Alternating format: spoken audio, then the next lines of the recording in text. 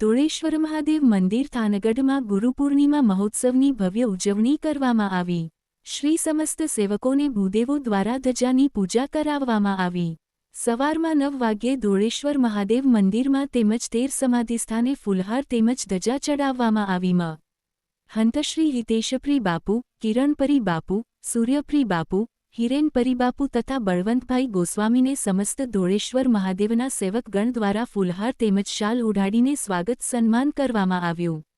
બપોરે બપોર કલાકે મહાપ્રસાદનું ભવ્ય આયોજન કરવામાં આવ્યું। સેવકો તેમજ તેમના પરિવાર દ્વારા ગુરુ પૂર્ણિમા પર્વનો 1000 સેવકો દ્વારા મહાપ્રસાદનો લાભ લઈને સેવકો ધન્ય થયા। સાંજે 7:09 વાગ્યા સુધીમાં દોળેશ્વર મહાદેવ મંદિરમાં મહિલા ધૂન મંડળ દ્વારા ધૂનોનું આયોજન કરાયું।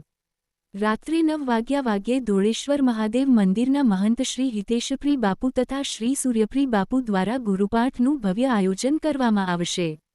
શ્રી સમસ્ત સેવકગણ દ્વારા ગુરુપાઠના દર્શન કરવામાં આવશે। તેમ જ જે બાળકોને નવા ગુરુ બનાવવાના હોય તેને રાત્રે પાઠ દર્શન સમયે ગુરુ બનાવવામાં આવશે।